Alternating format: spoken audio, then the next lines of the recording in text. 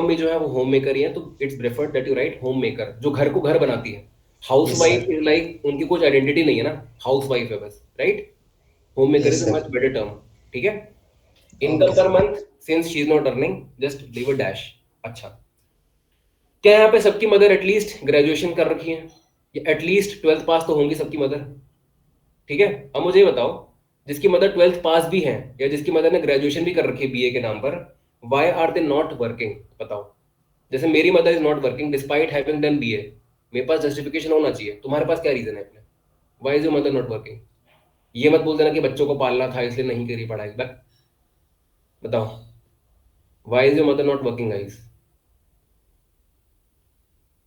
अगर twelfth pass है तो पढ़ लेती ना आगे, शादी के बाद पढ़ लेती, बीएड कर लेती, टीचर लग जाती भाई, क्यों नहीं कर रही काम?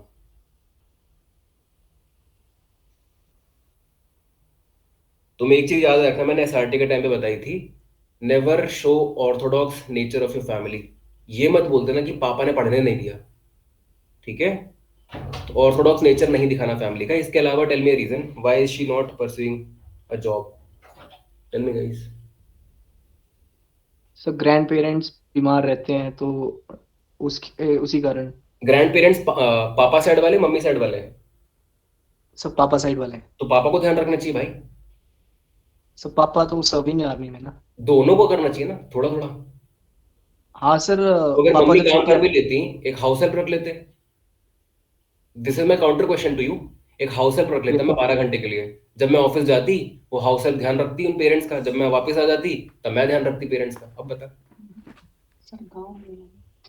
सर, मम्मी अगर मतलब अपने घर वालों से ज्यादा ध्यान कौन अच्छे से रख सकता है, तो वो मम्मी का डिसीजन था उस टाइम। चलो ठीक है। तो जब तक देख, तेरे को पैदा हुआ कितना टाइम हो गया? कम से कम 20 साल हो गए। हाँ सर। 20 साल से तबीयत खराब है ग्रैंड पेरेंट्स की? अभी हुई होगी ना, पाँच नहीं। छह साल पहले, जब बुढ़ापे में आए होंगे वो लोग। पहले क्यों नहीं करी हाँ जॉब? सर।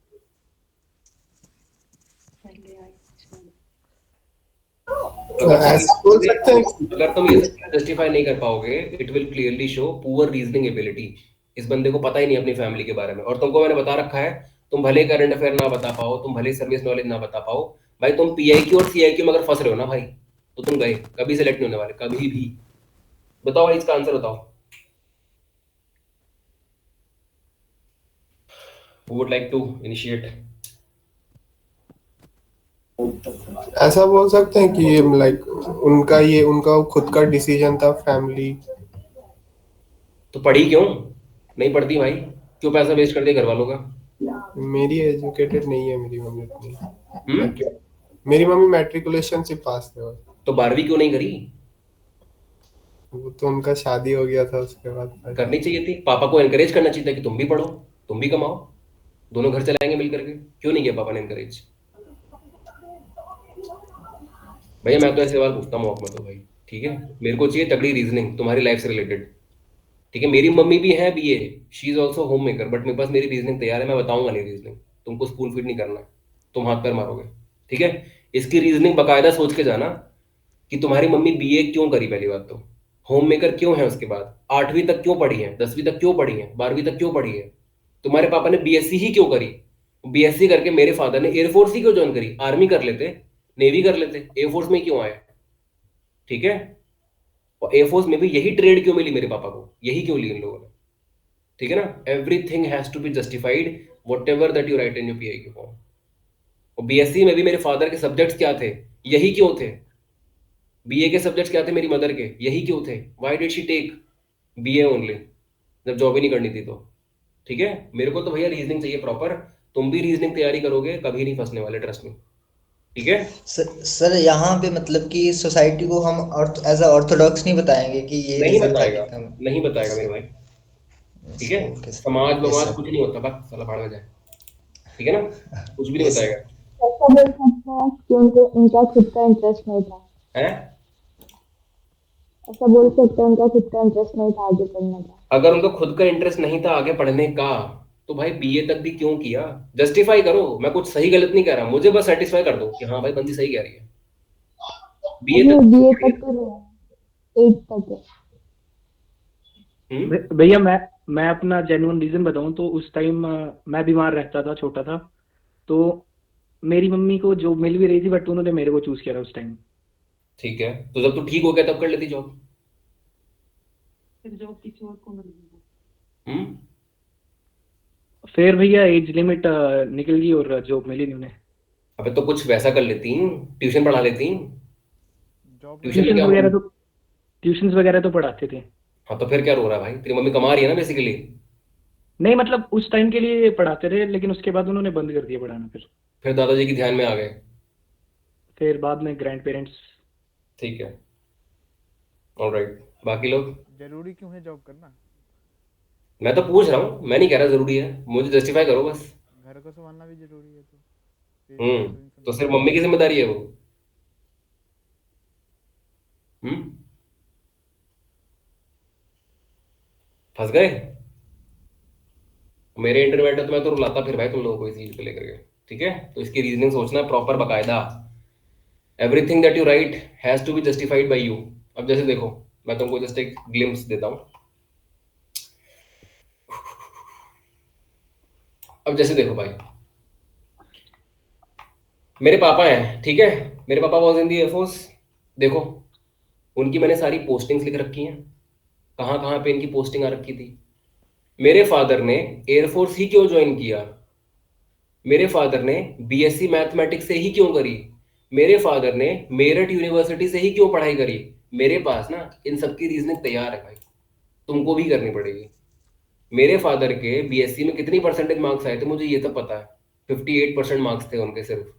क्यों थे मेरे फादर के नंबर क्यों कम थे मुझे ये भी पता है। और when I am preparing like this for interview, मेरे इंटरव्यू भाई ट्रस्ट मी हमेशा बहुत बढ़िया जाते हैं। फॉर दिस रीजन ओनली, क्योंकि मैं सब पढ़ के जाता हूँ भाई, कुछ पूछ ही नहीं पाता नया। यही चीज तुम भी करोगे। ठीक है, everything that you write in the PIQ has to be justified by you giving a proper reasoning. Everything. बहुत टाइम लग जाएगा, मौत आ जाएगी करते करते, बट करना पड़ेगा भाई। एक ही बार तैयारी करनी है। Once your notes are prepared ना लाइक दिस, अब जैसे मेरे एक बार नोट्स बन गए ना, अब दोबारा मेरे को करने की जरूरत नहीं है। हमेशा एक SSB आती थी, एक हफ्ता पहले उठाता था, रिवाइज करता था, जाता था, दैट्स इट। ठीक है, चलो नेक्स्ट।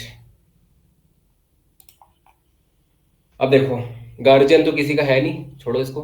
एल्डर ब्रदर या सिस्टर, अब देखो काटा पीटी मत किया करो। अगर तुम्हारी जैसे मेरी बड़ी बहन है ना, तो मैं सिर्फ एल्डर सिस्टर पे टिक कर दूंगा। मेरी बड़ी बहन है तो मैं ऐसा नहीं करता कि ब्रदर काट रहे रहा हूँ और फिर टिक कर रहा हूँ। घौच पौच नहीं करनी है, जस्ट टिक इट। तुम्हारा छोटा भाई है, just tick on younger brother, that's it, move on. Clear. Next is what, educational record. यहाँ पे सिर्फ एजुकेशन की बातें करनी है गाइस। अब देखो, मैट्रिक मतलब क्लास 10th की स्ट्रीम क्या थी। देखो क्लास 10th में कोई स्ट्रीम नहीं होती है, ये लोगों ने फालतू सा कॉलम बना रखा है। वहां पे पूछ लेना, जब तुम PIQ फॉर्म भरोगे पूछ लेना कि सर यहाँ पे क्या भरना है। ठीक है, जो वो बताएंगे वो भरना। अगर कुछ ना बताए ना, चुपचाप बस तुम CBSE ही लिख देना फिर से, क्योंकि कोई स्ट्रीम नहीं होती है 10th में तो। ठीक है, चलो। 10th की 12th की स्ट्रीम क्या थी, जैसे मेरी जो थी वो थी physics chemistry math plus computer science, तो मैं ये लिखता हूँ। तुम्हारी क्या रही होगी, physics chemistry math plus bio plus IT plus physical education, what ever it is, right that. जो कॉमर्स वाले हैं वो लिख देना, है ना, accounting business and all plus what ever it is, IP वगैरह जो भी है तुम्हारा। ठीक है, ग्रेजुएशन, ग्रेजुएशन के नीचे जगह है ना, वहां पे लिखना कि तुम्हारी डिग्री का नाम क्या है। जैसे मेरी डिग्री का नाम है BE, तुम्हारी बीटेक हो सकती है, किसी की BCom BSc वगैरह होगी, वो लिखना। स्ट्रीम मतलब ब्रांच क्या थी उसमें, मेरी बी में ब्रांच थी इलेक्ट्रॉनिक्स एंड कम्युनिकेशन इंजीनियरिंग, तुम्हारी जो भी रही हो, right that. Full name of institution बोला है, देखो पूरा नाम जानबूझ के बोला है। ठीक है, क्यों, अगेन ये जो PIQ फॉर्म है काम आता है जब तुम्हारा पुलिस वेरिफिकेशन होता है बाद में। अब जैसे मैंने 10th करी है केंद्रीय विद्यालय, ठीक है, KV सो एंड सो जो भी था, मैं उसका पूरा नाम लिखूंगा। अगर तुम्हारे स्कूल का नाम बहुत ही बड़ा है, यहाँ पे आ ही नहीं रहा, what you can do, let suppose तुम्हारे स्कूल का नाम है DPS, यहाँ पे लिख दो DPS, एंड देन यहाँ पे you can put up a star mark, यहाँ पे you can put up a star mark, और यहाँ पे फुल फॉर्म लिख दो कि DPS स्टैंड्स फॉर जो भी है तुम्हारा। ठीक है, अगर नहीं आ रहा है तो यहाँ पर ग्रेजुएशन, जैसे मेरे कॉलेज का नाम बहुत ही बड़ा है तो मैं इतना लिख देता हूँ सिर्फ NMIT डबल स्टार, फिर यहाँ पे 2 स्टार मार के लिखता हूँ क्या, NMIT का फुल फॉर्म क्या है जो भी है। ठीक है, कॉमन सरने कॉमन एब्रीविएशंस को मत लिखा करो, सीबीएसई एवरीबडी नोज भाई सीबीएसई क्या होता है, तो तुम यहाँ पे सीबीएसई का फुल फॉर्म मत लिख देना। पीसीएम फिजिक्स केमिस्ट्री मैथ सबको पता है, यहाँ पे पीसीएम का फुल फॉर्म मत लिख देना, हेलो। ठीक है। जो ऑब्वियस चीजें हैं उनका मत लिखना। अब जैसे ये हो गया ऊपर बीए, अबे बीए का फुल फॉर्म सबको पता है भाई, मत लिख देना इसका फुल फॉर्म। बीएससी सबको पता है क्या होती है, इसीलिए don't write the common abbreviations, जो अनकॉमन है वही लिखो। एनएमआईटी तुमको भी नहीं पता होगा क्या होता है, इसलिए मैंने लिख रखा है ना यहाँ पे। बोर्ड, 10th का बोर्ड क्या है, मेरा सीबीएसई है, तुम सबका सीबीएसई आईसीएसई स्टेट बोर्ड होगा, राइट दैट।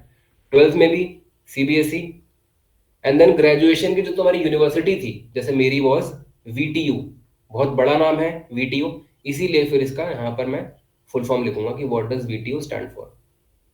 ईयर, ईयर जो है वो दो तरीके से लिखा जा सकता है, जैसे कि तुम ऐसे लिख सकते हो 2017 से 2018, ऐसा भी लिख सकते हो ईयर, या फिर ईयर ऑफ कंप्लीशन भी लिख सकते हो 2018 सिर्फ।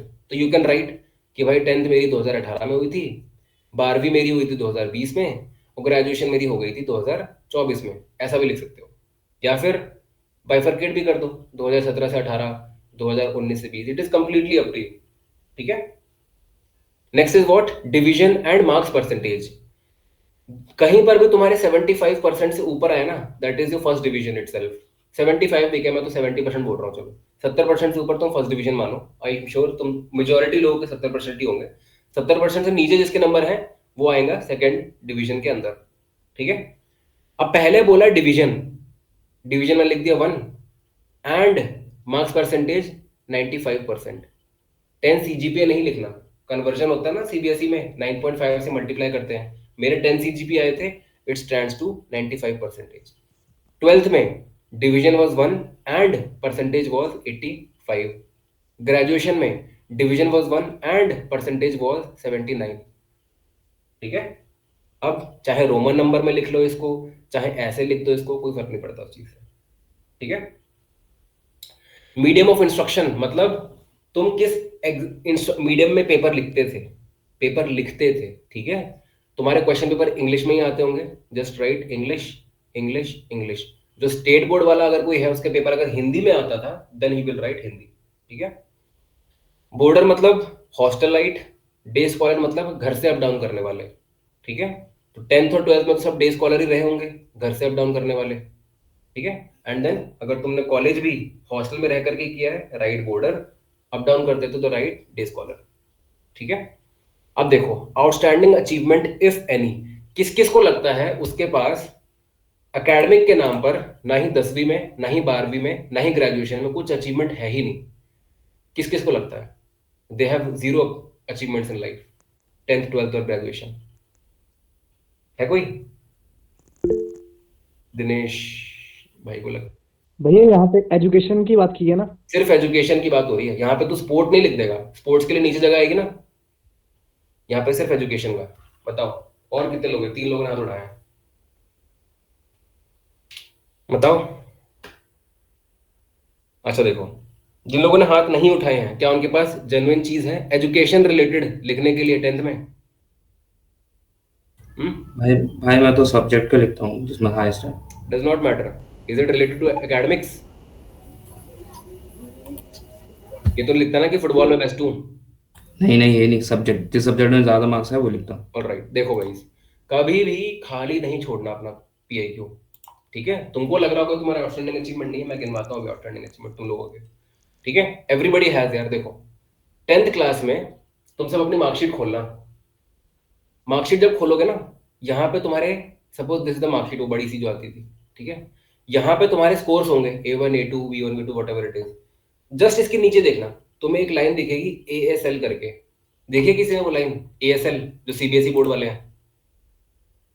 नहीं देखी सीबीएसई बोर्ड वालों ने ASL? अबे मार्कशीट खोलो अपनी एक बार 10th की, उसमें ASL का कॉलम दिखेगा तुम्हें, just before you, just beneath your scores. ASL क्या होता है? Assessment of speaking and listening. दिया था किसी ने आज तक स्कूल में? एक हाँ माइक भैया दिया है। रिकॉर्डर पे बोलते थे, फिर सुनवाते थे, दिया था कुछ ऐसा टेस्ट? तुम लोगों के ASL में A2 से नीचे नंबर आए नहीं होंगे, मेरे से लिखवा लो, आए किसी के A2 से नीचे? अबे तो लिख दो ना A2 इन ASL, वो अचीवमेंट नहीं है क्या? इंटरव्यू में अफसर पूछेगा कि ASL क्या होता है, बताना sir ASL stands for assessment of speaking and listening. We were made to speak, we were made to listen, ऐसा ऐसा कुछ होता था उसमें। हाँ A2 है। फिर A2 से नीचे किसी का नहीं होगा, B1 तो मिलता ही नहीं है, और 9th और 10th दोनों का होता है, राइट दैट ना, दोनों में ही मेरे A2 आए हैं, क्लास 9th में भी क्लास 10th में भी। Is it not outstanding achievement? लिखो वे, खाली छोड़ने से तो बेटर ही है, ठीक है। कोई तो एक सब्जेक्ट होगा जिसमें A1 आया होगा, कोई तो एक सब्जेक्ट, है ना, और तुम इतना हग्गा थे पढ़ने में कि A1 भी नहीं आया तो फिर बात अलग है। A1 अगर एक सब्जेक्ट में भी आया है, right that, A1 in social studies, क्या दिक्कत है भाई, खाली छोड़ने से तो बेटर ही है। चलो, तुम्हारी इतनी लंबी चौड़ी मार्कशीट आती है ना, जो मार्कशीट का जो नीचे वाला हाफ होता है उसमें देखते हो A B C ग्रेड लिखे रहते हैं, इसका डिसिप्लिन कैसा है, इसका ये कैसा है, वो कैसा है, अबे वही लिख दो, डिसिप्लिनरी कंडक्ट में A आया था मेरा, ठीक है, स्कूल में ये चीज में A आया था मेरा, खाली छोड़ने से लाख गुना बेटर चीजें हैं ये, ठीक है। तो everybody has an outstanding achievement in class 10th, first of all. Secondly comes to class 12th। अब देखो क्लास 12th में जनरली लोग ब्लैंक आउट हो जाते हैं कि भाई 12वीं में तो कुछ भी नहीं है हमारे पास, ठीक है। अच्छा, 12वीं में तुम लोगों ने प्रैक्टिकल्स दिए हैं, 70 मार्क्स की होती थी थ्योरी, 30 मार्क्स के होते थे प्रैक्टिकल, दिए है ना। हाँ भाई। तुम्हारे एक सब्जेक्ट है प्रैक्टिकल जिसमें 30 आए हो, 30 में से 30 2 में 29 आए हैं। आए हैं, डिसेंट मार्क्स। मेरे भी आए। अबे तो वही लिख दो एटलीस्ट, नहीं लिख सकते?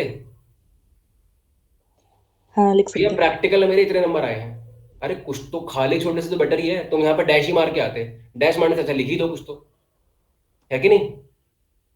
फिर ऐसा जो फौजी ब्राट्स है उनको पता है कुछ स्कॉलरशिप मिलती थी 10th के बाद, अगर तुम्हारे ढंग के नंबर आते थे तो हाँ भैया। हाँ मिलती थी कुछ 20,000 रुपए। हाँ हाँ। नहीं ऐसा तो नहीं मिला, 1500 मिले हैं बस। 15 मिले हैं ना, तेरे को 12वीं मिले थे ये? 12वीं में नहीं मिले हैं, 10वीं में मिले हैं 1500। अच्छा, 12वीं में नहीं मिले। नहीं। अब जैसे मुझे 12वीं में भी मिले थे, मैं तो वो लिख देता हूँ, recipient of so and so scholarship, ठीक है, मैं लिख देता ठीक हूँ। है। अगेन तुमको नहीं मिलते कोई बात नहीं, राइट दैट।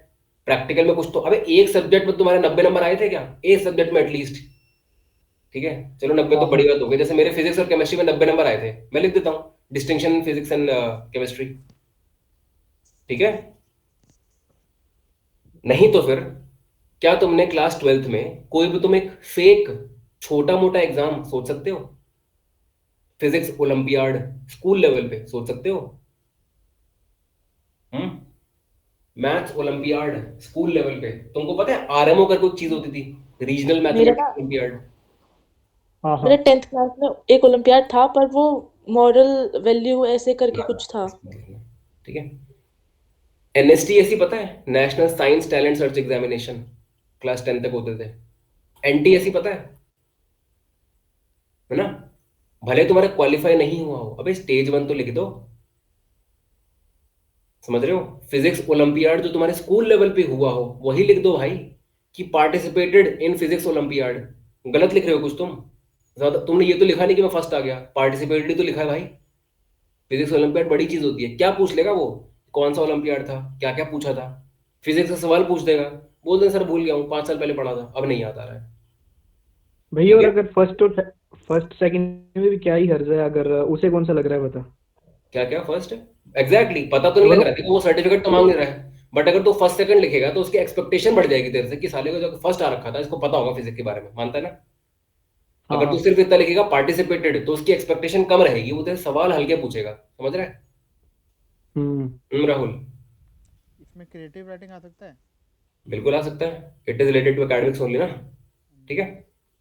ग्रेजुएशन में मैं नहीं मान सकता कि किसी ने 3 साल या 4 साल में कुछ नहीं उखाड़ा होगा अपनी लाइफ में, कुछ तो किया होगा तुम लोगों ने। जो इंजीनियर्स हैं, फाइनल ईयर प्रोजेक्ट बनाया है, उसके पेपर पब्लिश किए ना पब्लिश पेपर, अबे तो वही लिख दो कि paper got admitted in IEEE, paper यहाँ पब्लिश हो गया, वहां पब्लिश हो गया, लिख दो बे, कौन पूछ रहा है। इंटर्नशिप का लिख सकते हैं, इंटर्नशिप लिख दे, प्लेस्ड इन मल्टीपल कंपनीज लिख दे, ठीक है। TCS NQT एग्जाम निकाला है ना, वही लिख दो। सुपर सेट निकाला है ना, वही लिख दो। एक्सेंचर का जो एग्जाम होता है वही लिख दो। Is it not outstanding achievement? खाली छोड़ने से लाख गुना बेटर है, ठीक है।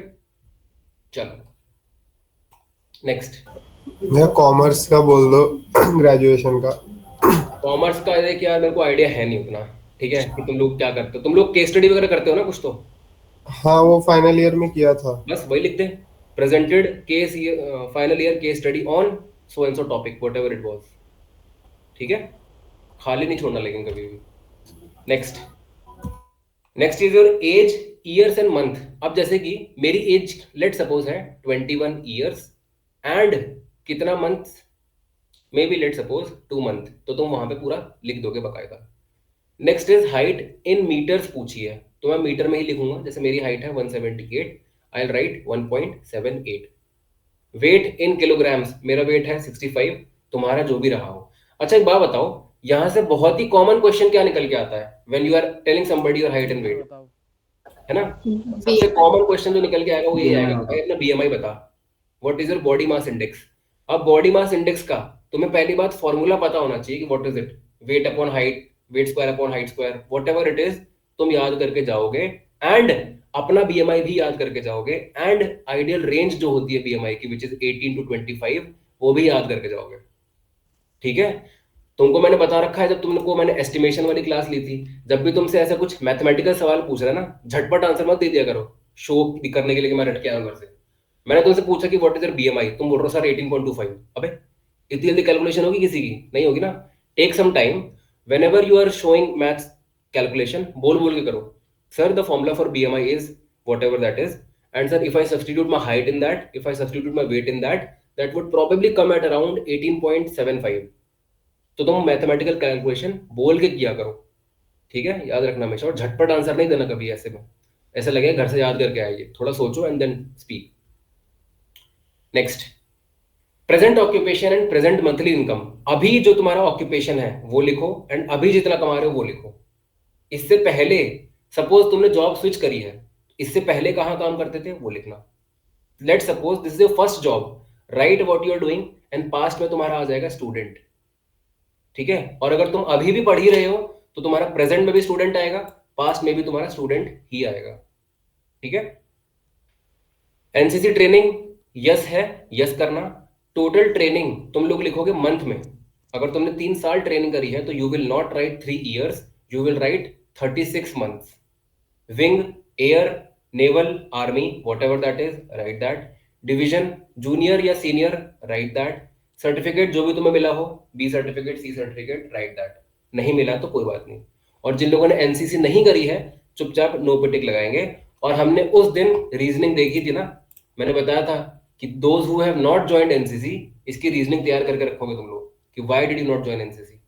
ठीक है, next come to games and sports में तुम्हारा पार्टिसिपेशन. अच्छा, अब देखो ये चीज बहुत इंपॉर्टेंट हो जाती है एंड ये चीज भी, इस पे अपन आएंगे बाद में. ठीक है, नेक्स्ट देखो नेचर ऑफ कमीशन. अगर तुम शॉर्ट सर्विस कमीशन के लिए जा रहे हो, राइट शॉर्ट सर्विस कमीशन. अगर तुम परमानेंट कमीशन के लिए जा रहे हो, right permanent commission. Choice of service, तुम जिस एसएसबी में पर्टिकुलरली बैठे हो, क्या वो आर्मी की है, नेवी की है या एयरफोर्स की है. लेट सपोज एयरफोर्स की एसएसबी में बैठे हो तुम, तो यू विल राइट एयरफोर्स. ठीक है, number of chances availed for commission in all 3 services नहीं होता, ये ऑल 4 सर्विसेज होता है, कोस्ट गार्ड मिला करके. मतलब आज तक तुमने कितने अटेम्प्ट दे दिए चारों फौज का मिला करके. मेरे टोटल अटेम्प्ट कितने थे? 5. आई विल राइट 5 ओनली. ठीक है, details of all previous interviews, serial number 1 डालोगे. टाइप ऑफ एंट्री, जैसे मेरी पहली एंट्री थी वॉज टीजीसी 138, ये मेरी टाइप ऑफ एंट्री हो गई ना TGC. SSB number and place कहाँ दी थी मैंने दी थी 18 एसएसबी प्रयागराज में. ठीक है, फिर से बोला है प्लेस, फिर से लिख दूंगा प्रयागराज. डेट मतलब कब से कब तक दी थी वो लिखना. जैसे कि मेरी ये थी 31 जुलाई 2023 से लेकर के 4 अगस्त 2023. मैं ऐसा लिखूंगा. ऐसा क्यों लिख रहा हूं?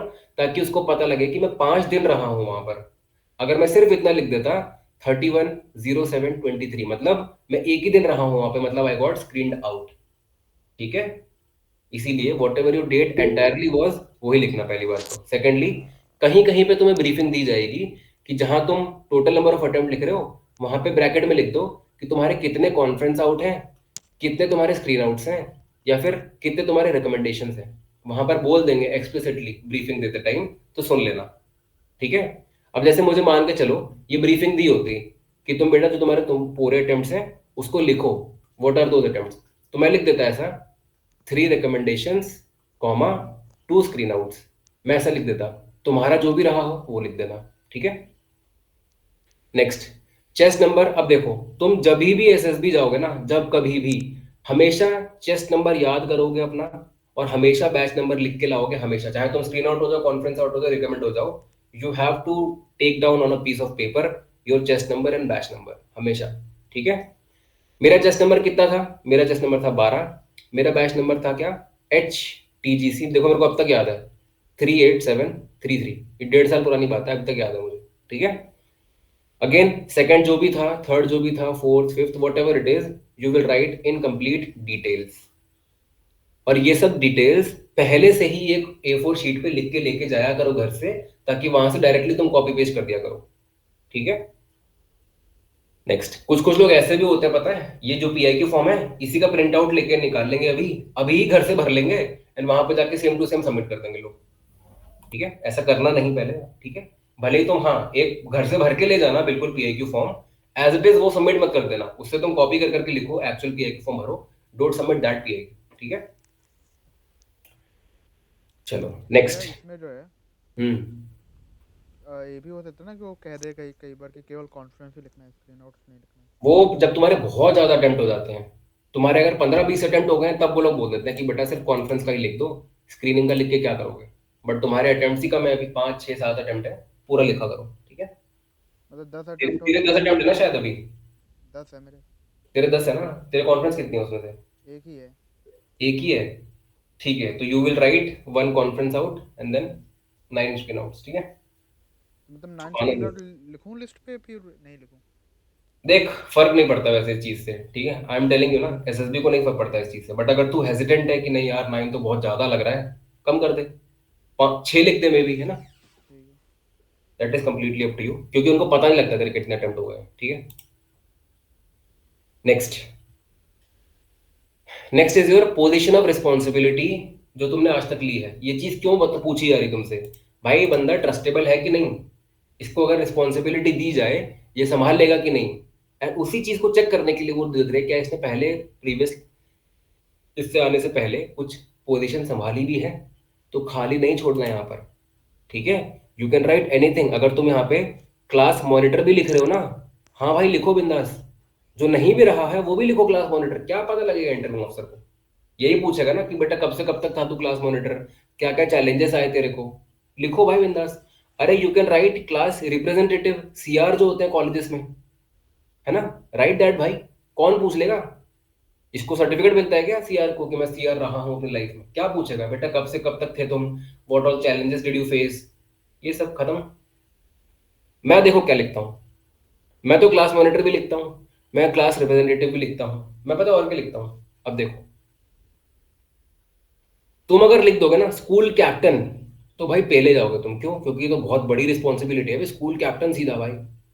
मैं क्या करता हूँ पता है, मैं स्कूल काट देता हूँ, मैं लिखता हूँ हाउस कैप्टन, कि हाँ छोटा मोटा, उसमें भी हाउस कैप्टन नहीं लिखता मैं लिखता हूँ हाउस वाइस कैप्टन।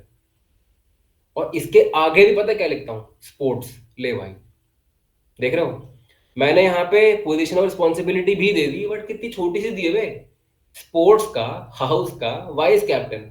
खाली छोड़ने से तो बेटर ही है। क्या पूछेगा मुझसे कौन से हाउस का था भाई तू, है ना? सर मैं तो शिवाजी हाउस का था जिसका कलर लाल होता है। क्या क्या ऑर्गेनाइज कराया तूने अपने कॉलेज में, बता दूंगा, ठीक है। Yes, everybody fakes in their PIQ, छोटा मोटा झूठ सबको लिखना पड़ता है भाई, क्योंकि तुम्हारी लाइफ में, मेरी लाइफ में कुछ अचीवमेंट तो रहा ही नहीं है, अपन तो डल रहे हैं हमेशा। जब कुछ है ही नहीं तो छोटे मोटे झूठ लिखने पड़ जाते हैं, बट मेक श्योर वो झूठ इतने सुपरफिशियल ना हो। अब तुम यहाँ लिख देते स्कूल कैप्टन, पक्का शक होता उसको, जब स्कूल कैप्टन लिख रहा है, मैं चेक करूँ अभी इसको, ठीक है।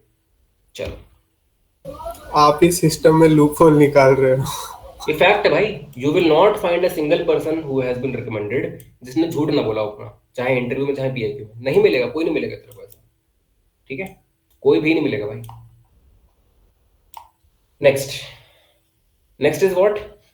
Participation in games and sports. अब देखो, अगर तुमने सही में गेम्स एंड स्पोर्ट्स खेले हैं अपनी लाइफ में, सही में खेले हैं ढंग के लेवल पे, चाहे वो स्कूल लेवल हो, क्लब लेवल हो, कॉलेज लेवल हो, हाउस लेवल हो, सही में खेले हैं तो बिंदास लिख दो। जैसे कि तुमने सही में बास्केटबॉल खेल रखा है, let's suppose you will write basketball here. यहाँ पे क्या बोला है, ड्यूरेशन ऑफ पार्टिसिपेशन बोला है। पता है लोग क्या करते हैं, यहाँ लिख देते 2 years। अबे कैसे पता लगेगा इंटरव्यू ऑफिसर को कौन से 2 साल खेला है भाई तू? तो राइट ड्यूरेशन या फिर पीरियड कि कब से कब तक खेले हो, राइट दैट। जैसे कि लेट सपोज तुम खेले हो 2016 से लेकर के 2019 तक, राइट दैट। या फिर तुम 2016 से आज तक खेलते हो, राइट टिल डेट, है ना। या फिर राइट टिल प्रेजेंट, एक ही बात है ना। ऐसा करो। क्या तुमने स्कूल को, कॉलेज को, यूनिवर्सिटी को या अदर्स कभी रिप्रेजेंट किया है?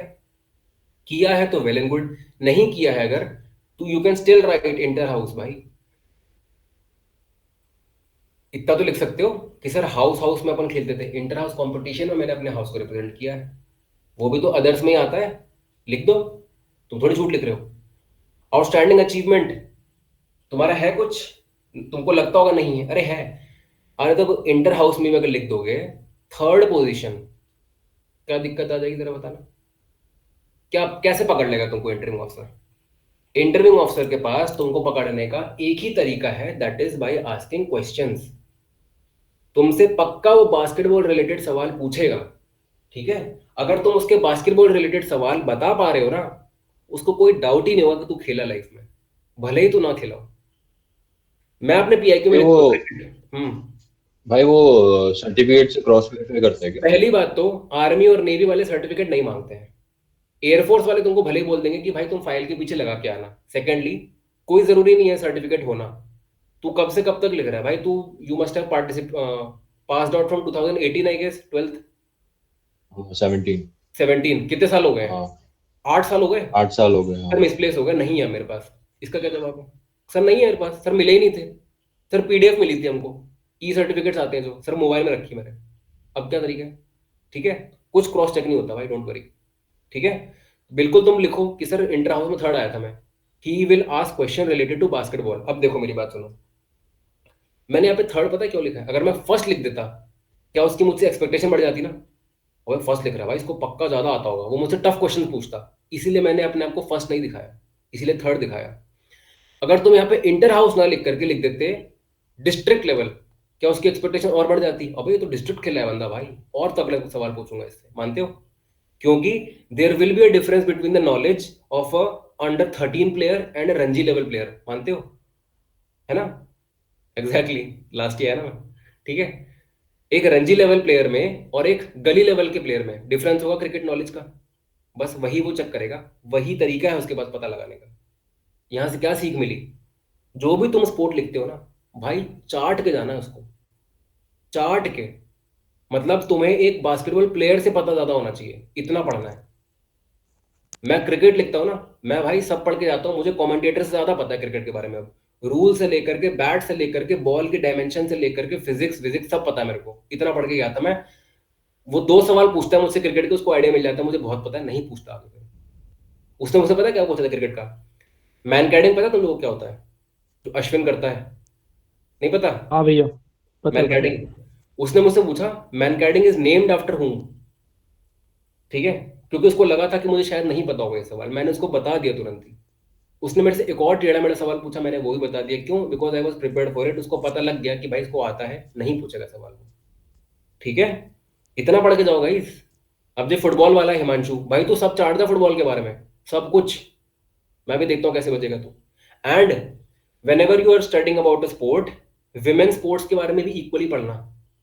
अगर मैं क्रिकेट लिखता हूँ ना, I should know about Indian women cricket team also भाई, ठीक है। मैंने आज इंटरव्यू के लड़के से पूछा था, ही रोड बास्केटबॉल। मैंने पूछा इंडियन विमेन बास्केटबॉल टीम की कैप्टन कौन है? हकला गया वो, नहीं पता सर। मैंने पूछा चल एक प्लेयर का नाम बता दे वॉलीबॉल बास्केटबॉल टीम की वुमेन, नहीं बता पाया वो। मैंने कहा कोच कौन है ये बता दे, नहीं बता पाया वो। पिछले बैच पता है इससे क्या होता है? इससे दिखती है जेंडर बायसनेस, कि तू मेन स्पोर्ट्स ही देखता है भाई, तेरे को स्पोर्ट्स के प्रति लगाव नहीं है ना। तो जब भी तुम स्पोर्ट पढ़ोगे, विमेन स्पोर्ट्स का भी इक्वली पढ़ोगे, ठीक है। And for girls also, whatever you are writing, you will study about women and men both, ठीक है।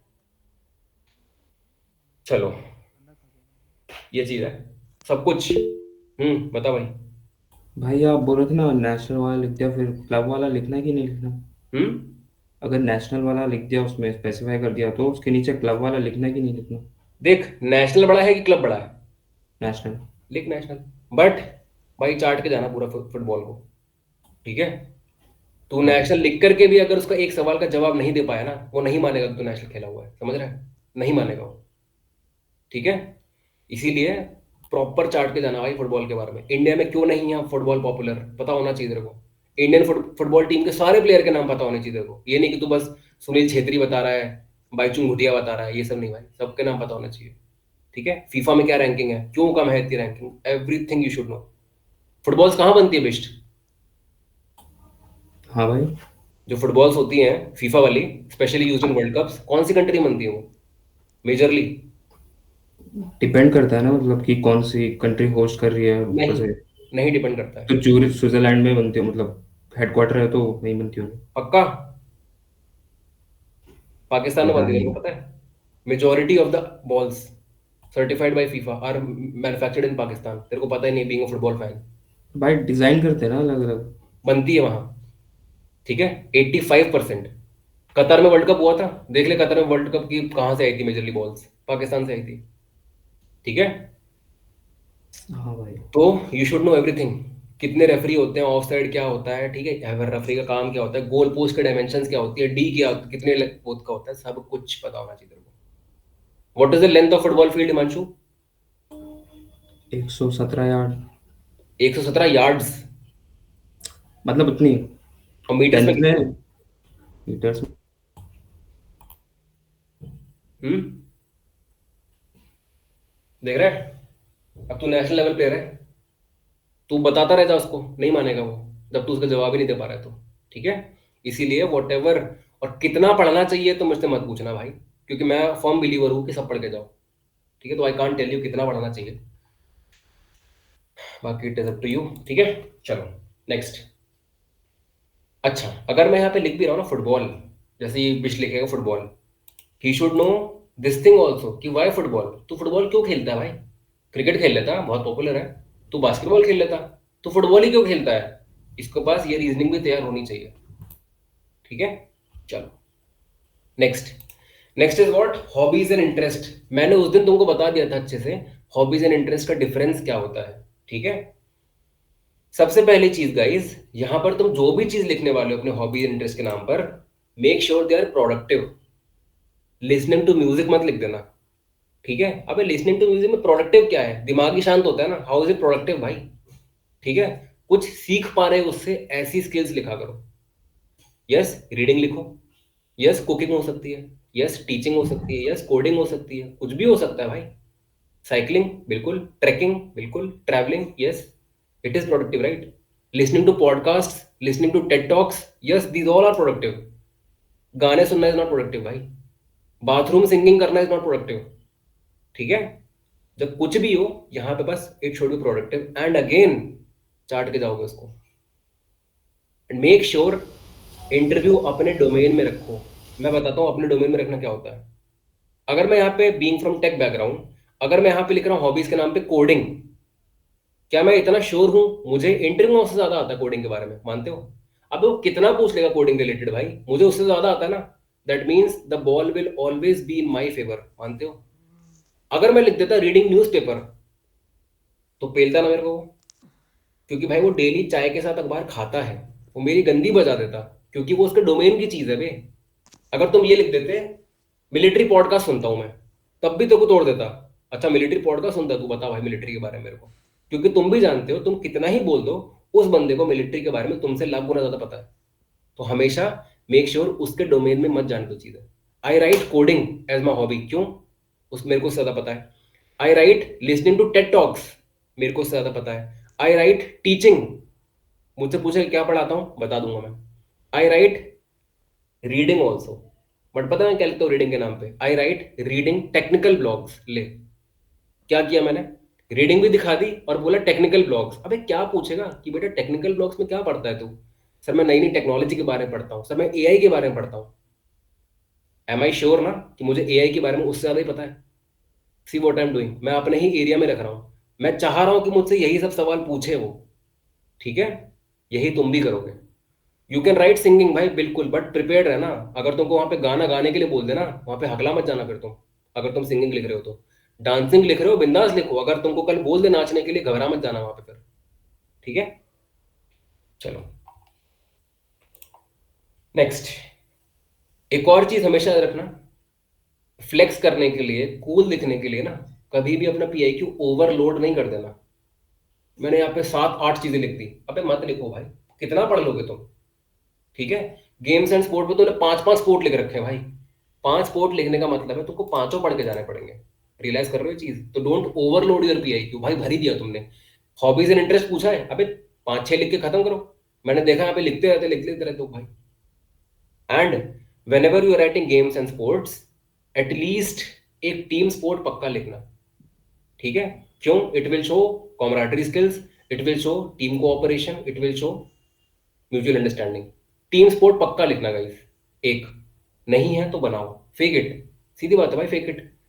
मैं क्रिकेट खेला हूं गली लेवल पे, मैं इतना पढ़ के गया था कि उसको लगेगा मैं रणजी खेला हुआ हूं। ठीक है, I right cricket, I right athletics. मैं 2 ही स्पोर्ट लिखता हूं सिर्फ, एक हो गया टीम स्पोर्ट, एक हो गया इंडिविजुअल स्पोर्ट। ठीक है, जो सही में खेलते हैं राइट दो एक्चुअल वन। अब देखो, क्या तुम में से कोई है जो आज तक खाली छोड़ता था इसको, या फिर सोचता था कि भाई मैं तो कुछ खेला ही नहीं हूं भाई? Anybody is there? Nobody? Good. If you wanted to fake it ना, छोटे मोटे स्पोर्ट उठाते जिसमें टेक्निकलिटी नहीं है। खो खो लिखो ना, खो खो में कितना पढ़ने का है भाई। कबड्डी लिखो, कबड्डी में कितना है पढ़ने के लिए। थ्रो बॉल पता है, वॉलीबॉल जैसा होता है, इधर से फेंको पकड़ लेती है लड़कियां उधर पे। थ्रो बॉल में कितनी टेक्निकलिटी है, वो सब लिखो ना। स्विमिंग लिखो, स्विमिंग में कितनी टेक्निकलिटी है भाई। अब तुम लिख दोगे बास्केटबॉल कूल बनने के लिए, फिर तो पहले ही जाओगे ना। उसमें बहुत कुछ है, रूल्स ही रूल्स इतने ज्यादा हैं इसमें तो। चलो next is what, name of the activity group बोला है। Mind you, quiz is not activity group, it is an activity. Debate is an activity, not an activity group. लोग ये लिख के आते हैं क्विज डिबेट। अबे क्विज तो एक्टिविटी हुई ना। तुम ये लिखो तुमने क्विज में पार्टिसिपेट किया, किस ग्रुप के तहत, किस क्लब के तहत। ठीक है, डिबेट में तुमने पार्टिसिपेट किया होगा डिबेट क्लब के थ्रू, राइट दैट ना। तुमने डांस में पार्टिसिपेट किया होगा डांस क्लब के थ्रू, उस क्लब का नाम लिखो ना भाई। बोलो शिवा। सर ये जो अभी आप बता रहे हो ना नेम ऑफ द एक्टिविटी, इसमें लाइक यहाँ पे ना कैप्टन तुषार महाजन का, उनका ट्रस्ट है, तो वहाँ पे पार्टिसिपेट किया तो वो मेंशन कर सकते हैं, मतलब वो तो एक्टिविटी। उसमें क्या किया था? Like we participated. क्या किया था उसमें? वाज मतलब क्या बोलते हैं, एक मिनट सर। जैसे मतलब उनकी लाइफ की स्टोरी थी ना, उसको पोर्ट्रे किया था। हाँ, कैसे? कैसे क्या, मतलब मतलब पीपीटी बनाई थी, क्या किया था? नहीं, परफॉर्मेंस थी। ऑल राइट, परफॉर्मेंस थी ना, काइंड ऑफ अ स्किट, हाँ हाँ, राइट दैट। ठीक ओके। है, चलो। तो भाई याद रखना ये चीज, क्विज डिबेट ये सब एक्टिविटी ग्रुप के नाम नहीं है, ये एक्टिविटी के नाम है। ठीक है, तुम ये लिखोगे डिबेट में तुमने पार्टिसिपेट किया है, किस ग्रुप के तहत किया था। क्लियर? ठीक है, ड्यूरेशन ऑफ पार्टिसिपेशन, मतलब अगेन तुमसे ईयर पूछ रहा है वो, ड्यूरेशन कब से कब तक। अगर इट इज मल्टीपल ईयर्स, तुम 2015 से ये चीज कर रहे हो, ठीक है, 2015 से प्रेजेंट। लेकिन मेजोरिटी जो यहाँ पे जनता लिखती है यार, वो ईयर तक नहीं वैलिड होता है। उन्होंने वन टाइम किया होगा लाइफ में, एक ही बार किया होगा लाइफ में। जैसे ये कह रही ना कैप्टन तुषार महाजन की लाइफ को पोर्ट्रे करना, लाइफ में एक ही बार किया है। लेट सपोज इसने किया था मार्च 2024 में, यस यू कैन राइट मार्च 2024, चल जाएगा। ठीक है, आउटस्टैंडिंग अचीवमेंट इफ एनी, खाली नहीं छोड़ोगे फिर भी। ठीक है, कुछ भी लिखो यार, सक्सेसफुली पार्टिसिपेटेड ही लिख दो, कोई बात नहीं, but never leave it blank. ठीक है, अब जैसे ये हो गई कैप्टन तुषार महाजन की लाइफ को पोर्ट्रे करना। मैं अगर चाहता ना इसमें आउटस्टैंडिंग अचीवमेंट में ये लिख देता इन्फ्लुएंस्ड यंगस्टर्स, मैं तो लिख देता। बच्चे मोटिवेट हो रहे हैं ना उस चीज से, मैं तो लिख देता। ठीक है, तो don't leave it blank ever. Clear? चलो again, whatever hobby that you are writing, सब पता होना चाहिए उसके बारे में भाई। अगर मैं यहाँ पे क्विज लिख रहा हूँ ना, बी प्रिपेयर्ड कि सवाल आएंगे करंट अफेयर के, बी प्रिपेयर्ड फॉर इट। ठीक है, that's how you will fill your PIQ form completely in capitals, and that is how you will prepare for your PIQ form also. अब देखो guys, जब मैं ऊपर स्क्रॉल करता हूँ ना, तुम देख पा रहे हो यहाँ पे मैंने नाम लिख रखा है आयुष, सरनेम लिख रखा है तोमर, मेरे फादर का नाम विजय सिंह, मदर का नाम ये। तुमको पता है इससे भी हजारों सवाल बन सकते हैं, बन सकते हैं। देखो, देख पा रहे हो, इस लेवल ऑफ प्रिपरेशन चाहिए गाइस। आयुष का मतलब ये होता है, तोमर सरनेम का मतलब ये होता है कि वी आर राजपूत। कौन से राजपूत? चंद्रवंशी। चंद्रवंशी भी कौन है? अर्जुन के फोर फादर्स। देख रहे हो, we are the founders of Delhi, उसका prominent rulers. Who named me? Pandit ji ने नाम रखा मेरा। These are the famous personality of my name. मेरा बर्थडे कौन से दिन आता है? थर्सडे को आता है। कहाँ पैदा हुआ था? 2001 में क्या क्या घटनाएं हुई थी? ठीक है, मेरी राशि क्या है? नोटेबल पर्सनैलिटी कौन है मेरे कास्ट की? देख रहे हो, इतना पढ़ के जाओगे तब तुम कॉन्फिडेंट रहोगे। इतना पढ़ के नहीं जाओगे, धक धक धक धक धक धक करेगा कि क्या पूछेगा क्या पूछेगा। हाँ भाई निकेत बता। इंडिविजुअल अचीवमेंट्स में तब तो कोई ये नहीं होगा ना लिखना था, मतलब ऐसे कोई एक्स्ट्रा करिकुलर जैसे पेंटिंग कंपटीशन, पोस्टर मेकिंग, इसमें मेरा है तो वो कहाँ लिखेंगे था? इसी में लिखेगा ना, एक्टिविटी ग्रुप में। वो पर ग्रुप में तो नहीं थी कोई ना। बात नहीं, अब जब है ही नहीं तो फिर लिख देना पोस्टर मेकिंग। ठीक है, अच्छा, लिख देना स्केचिंग वेचिंग। आउटस्टैंडिंग अचीवमेंट में लिख देना थर्ड आया था, सेकंड आया था। ठीक है, चलो नेक्स्ट। इस चीज के लिए मैंने तुमको क्या भेज रखी है? रेफरेंस PDF भेजी है। देखो, तुम्हारा नाम क्या है, मतलब क्या है, सरनेम क्या है, नाम किसने रखा, क्या तुम खुश हो अपने नाम से?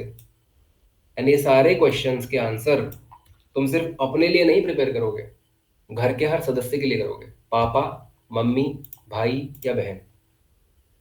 ठीक है, चलो next is what? Next is your places. देख रहे हो, मैंने प्लेस के नाम पे लिखा है Hebbal, which is in Bangalore, which is in Karnataka.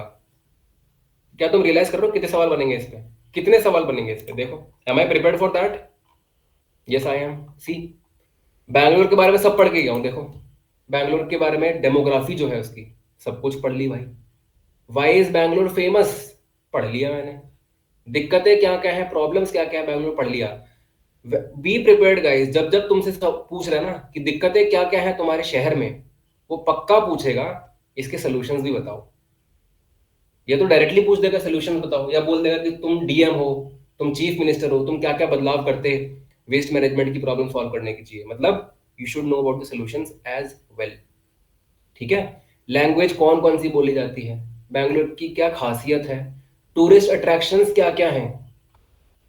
तुम जानते हो, तुमसे एक सवाल आता है, मैं तुम्हारे शहर में आऊंगा तो मुझे कहाँ कहाँ घुमाने ले चलोगे? तुम ये तब तक बता ही नहीं पाओगे जब तो तुम्हें पता ही नहीं है कहाँ कहाँ जगह है तुम्हारे वहां घुमाने लायक। राइट? और देखो, why your city has been in news recently. यहाँ का DM कौन है, MLA कौन है, डिस्ट्रिक्ट कितने हैं, और छोटी सी इसकी हिस्ट्री। ठीक है, एंड पता ही क्या किया मैंने अभी? मैंने सिर्फ और सिर्फ अभी पता है बैंगलोर का ही पढ़ा है। सेम चीज मैं करूंगा अब कर्नाटका की भी। देख रहे हो, ये देखो कर्नाटका आ गया अब सब कुछ, CM, गवर्नर, डिस्ट्रिक्ट्स, लोकसभा, विधानसभा। ठीक है, सेक्स रेशियो, लिटरेसी, सब कुछ कर रखा है भाई मैंने। तो जब मैंने कर रखा है तुम भी कर लो भाई। ठीक है, मैं तुमको श्योर शॉट कहता हूं भाई, तुम कभी नहीं अटकोगे इंटरव्यू में।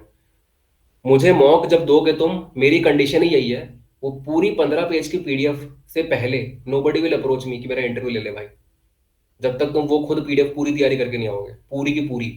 ठीक है, जैसे ये क्वेश्चन देखो, देख रहे हो, अबे इतने सवाल बनते हैं तुम्हारे एरिया से। MP कौन है, CM कौन है, कोऑर्डिनेट्स क्या क्या हैं, ये सब देख रहे हो। अच्छा चलो एक बढ़िया चीज बताता हूं। अब जैसे ये वाला क्वेश्चन है, what are the coordinates of your city.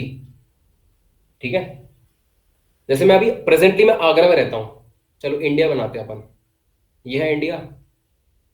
ठीक है, आगरा कहाँ पड़ता है भाई? यहाँ कहीं पड़ता है आगरा। ठीक है, मेरे को बस दो ही रेफरेंस पॉइंट्स चाहिए कोऑर्डिनेट्स बताने के लिए। एक यहां से लाइन जाती है गाइस, ये लाइन कौन सी होती है बताओ? Indian standard time. Indian standard time, what is the coordinate? 83.5 degree हाँ ईस्ट। हाँ। मुझे पता है ये चीज। अच्छा, यहां से भी एक लाइन जाती है, ये कौन सी लाइन होती है?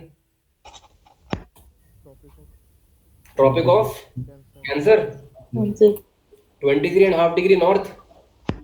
बस यही पता होना चाहिए तुम्हें, बस ये पता, ये एस्टिमेशन का सवाल है, क्योंकि इंटरव्यू ऑफिसर भी जानता है घंटा किसी को कोऑर्डिनेट नहीं पता होते अपने घर के। बुद्धि लगाओ।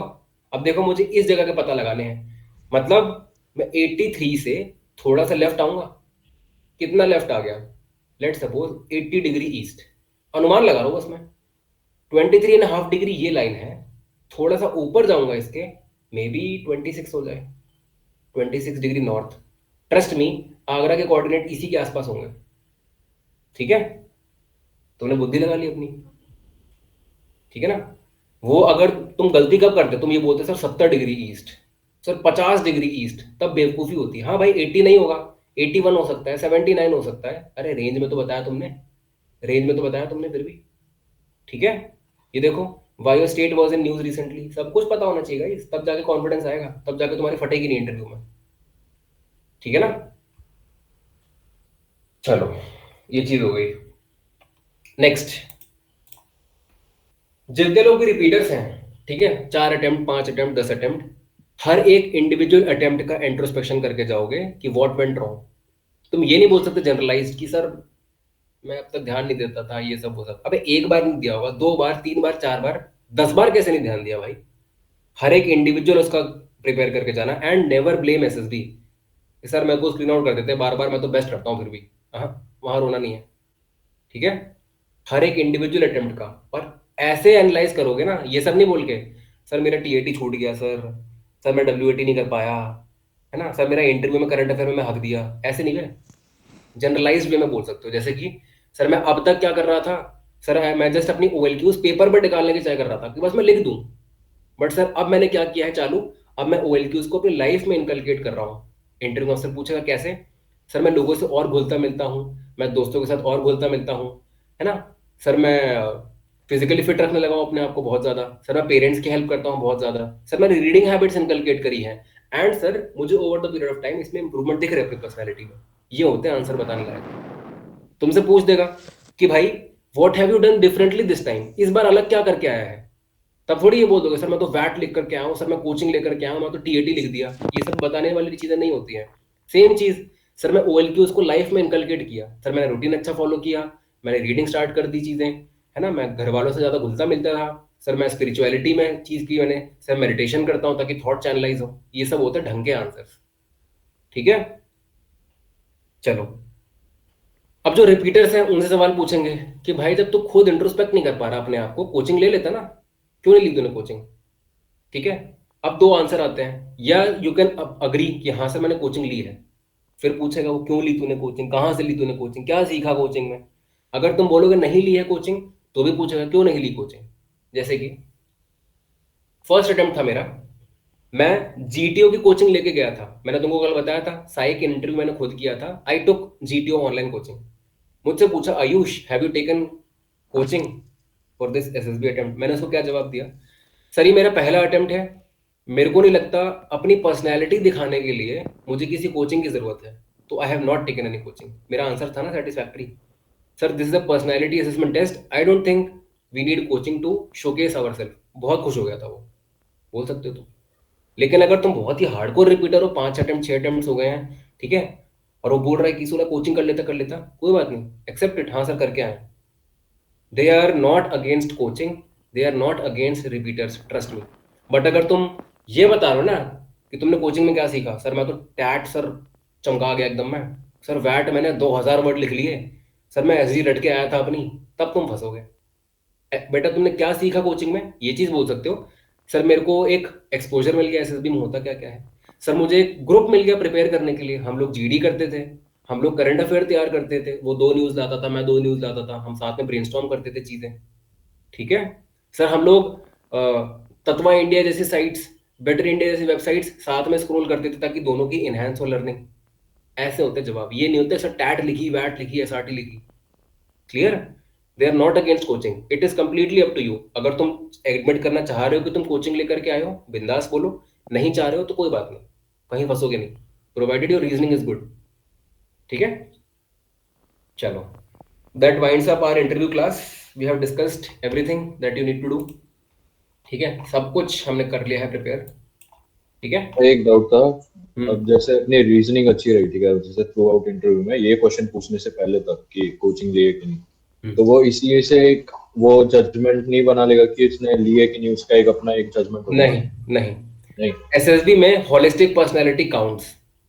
एक गलत आंसर पे तुम बाहर नहीं होने वाले हो, ठीक है, एक खराब स्टोरी की वजह से तुम बाहर नहीं होने वाले हो, 10 वैट छूट गए तो तुम बाहर नहीं होने वाले हो, ऐसा कुछ नहीं होता। ठीक है, कॉन्फ्रेंस होती ही इसलिए है ताकि इनपुट्स मिल सकें। इंटरव्यू को डाउट आ गया, अबे यार इस बंदे की ऑर्गेनाइजिंग स्किल अच्छी नहीं है भाई, बट लेकिन क्या पता साइक पिचिंग कर दे, नहीं नहीं भाई स्टोरी में तो बहुत अच्छा लिखा है इसने, इसके पास है स्किल्स। जीटो भी बोलेगा हाँ हाँ भाई इसके पास ऑर्गेनाइजिंग स्किल्स अच्छी तो है। क्या आप इंटरव्यू ऑफिसर कन्विंस हो गया ना कि हाँ भाई 2 बंदे कह रहे हैं मतलब सही में है, इसीलिए कॉन्फ्रेंस होती है। ठीक है, you are not going to जज ऑन द सिंगल टास्क। ठीक है, नहीं, मैं क्या पूछ रहा हूँ कि वो जजमेंट इसमें नहीं, वो खुद का नहीं बनाएगा कि वो इस बंदे ने कोचिंग ली है कि नहीं, मतलब अपने आंसर करने से पहले? नहीं भाई, नहीं, तू बिल्कुल साइक में ट्रेन कर सकता है अपने आप को, कोचिंग में तू बिल्कुल जीटो को ट्रेन कर सकता है। इंटरव्यू में no coaching can train you, मैं तो फैक्ट बता रहा हूँ, क्योंकि इंटरव्यू सब्जेक्टिव होता है, 1-on-1 इंटरेक्टिंग विद यू, जैसे जैसे तू आंसर देगा वैसे वैसे तेरा इंटरव्यू चलेगा, मानता है ना? Interview can never be train, कभी भी ट्रेन नहीं हो सकता। ठीक है, ही विल नेवर जज यू फॉर दिस। साइक हो सकता है बट फायदा क्या है, psych is not interacting with you, psych तो बात नहीं करता तुमसे, उसको चेपो ज्ञान है कि नहीं? आयोग के पास लेकिन ये साइक का स्कोर्स होते हैं ना, डोजियर शायद क्या स्कोर था उसका, कैसे पता होगा? नहीं जाता उसके पास। ठीक है, चलो, तो that's it for the complete interview part I guess. ठीक है, तो वही है क्रक्स, भर के जाओ भाई, नॉलेज से भर के जाओ। तुमको क्या लगता है how much time will it take for you guys to prepare for interview from scratch, अगर तुम आज स्टार्ट करोगे तो? 5 दिन, 4-5 10 दिन 5 दिन 10 दिन ठीक है भाई, तेरा 10 दिन बाद इंटरव्यू लूंगा मैं। ठीक है, नहीं भाई 15 ये अनिकेत के से कर लूंगा, 5 दिन बोल रहा है ना तू, चल भाई तू प्रिपेयर रही हो अगले संडे को। ठीक है, तेरा मॉक लेते हैं। ठीक है, 5 दिन भाई, मौत लिटरली। ये जो तुम देख रहे हो ना मेरे नोट्स ये वाले, भैया आई वाज डेड लिटरली, ये सब करते करते 5 दिन में कभी नहीं होगा। नहीं एक्चुअली ये ऐसा है कि आपका जो मास्टर इंटरव्यू वाला वीडियो था ना, उसके बाद से मैंने बनाना स्टार्ट किया था, तो फिर ठीक है भले ही। ठीक है, इसीलिए बोल रहा हूं, मतलब मैं रोज बनाता था, तो मैं अगर लगातार भी रहूं तो। अभी तू कब से कर रहा होगा वो चीज बता, 1 महीने से कर रहा होगा ना? हाँ, तो रोज मतलब थोड़ा थोड़ा करके मैं ये ट्रस्ट नहीं गाइस, तुम लोग 1 महीने से पहले तैयार होने भी नहीं वाले हो इंटरव्यू के लिए, क्योंकि इतना पढ़ना है भाई, इतना ज्यादा पढ़ना है। ठीक है, चलो, तो what all these things were taught, कि प्लेस के बारे में क्या पढ़ना है क्या नहीं पढ़ना, पढ़ाया गया था क्या पल्लव सर के द्वारा? कुछ भी नहीं। क्या बताया था फिर पीआईक्यू में? Hook like strategy. हुक क्या बताया गया था उसमें? हुक लाइक ACBR सीपीआर नहीं, ACBR एक्यूरेसी, ब्रेविटी, क्लैरिटी। लिखने के लिए बोला था सर, जो वर्ड्स है ना उसके कीनोट्स बनाने के लिए बोला था। Defensive mechanism, situational based question, CRT, यही सब भी था। अबे तुम लोग पूछते नहीं हो क्या सर ज्ञान तो ठीक है, अबे प्रैक्टिकली बताओ ना करना कैसे है, ये नहीं पूछते तुम? तुम्हारा मैं टीएटी खत्म कर दूं, हाँ भाई बढ़िया लिखो, पॉजिटिव स्टोरी लिखो भाई, बस रीजनेबिलिटी दिखाओ, बस खत्म। अबे करना कैसे वो कौन बताएगा भाई? पूछा करो बे। चलो, तो take the reference of this PDF, it will surely help you guys. ठीक है, ये सब के जवाब दे पाओगे तुम कल की हमने जो क्लास पढ़ी थी उसके बाद? कल बताए थे कन्वर्जन्स पढ़ के जाने हैं, फीट से मीटर, मीटर से यार्ड, यार्ड से ये, उससे वो। ठीक है, anybody has made their notes interview के लास्ट 3 क्लासेस के?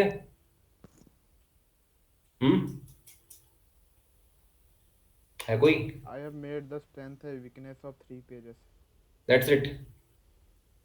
मतलब बाकी किसी ने लिखा है कि कन्वर्जन्स पढ़ने हैं, स्पोर्ट्स में ये मिसलेनियस चल रहा है, मिसलेनियस क्वेश्चंस चल रहे हैं अभी।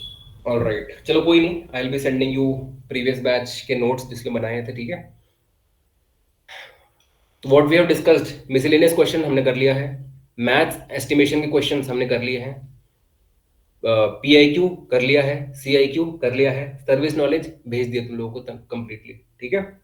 डू दिस रिलीजियसली, 1 महीने से पहले कोई मॉक इंटरव्यू नहीं देगा क्योंकि तुम तैयारी नहीं हो पाओगे उससे पहले, ठीक है। सर सर्विस नॉलेज में सर आपने आर्मी वाला सेंड किया है क्या सर? अबे ये वाली जो PDF है ना, आयुष इंटरव्यू वाली, ये देखी थी तूने?